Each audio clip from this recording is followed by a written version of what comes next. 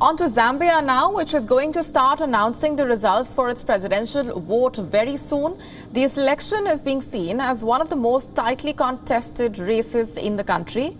Internet services have been suspended in Zambia. This is fueling suspicion about the outcome of the vote. On Twitter and Facebook, residents said that they were using virtual private networks to get around the restrictions. Millions of Zambians kept voting at jammed polling stations after polls closed on Thursday. The high turnout is being alluded to rising anger over the country's economic fallout. The winner of the election faces the task of boosting Zambia's tanking economy.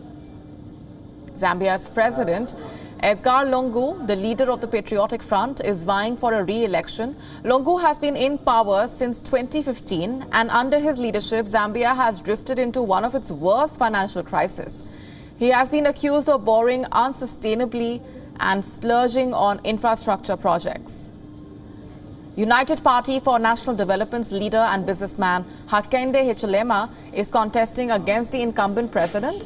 Hichilema has for long criticized Lungu's economic mismanagement and vowed to create jobs if he comes to power.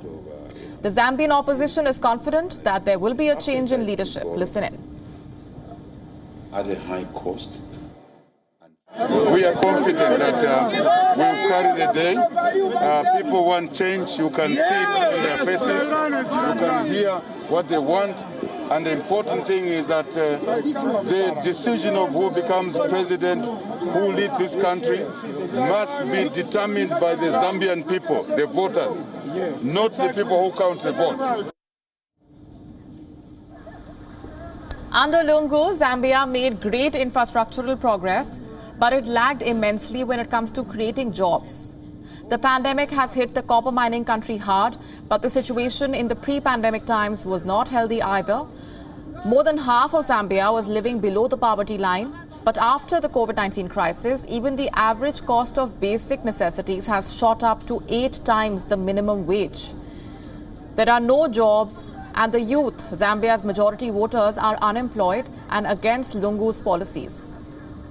Coming to the country's balance books now, Zambia owes over $12 billion to its external creditors. It spends around 30 to 40% of its revenue in interest payments. Its debt to GDP ratio was around 120% last year, one of the highest in emerging markets and the double of what is deemed manageable.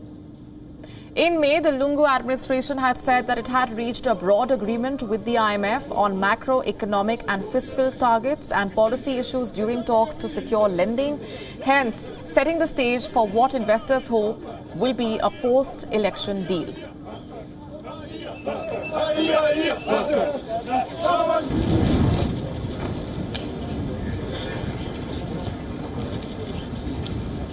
WION now available in your country. Download the app now. Get all the news on the move.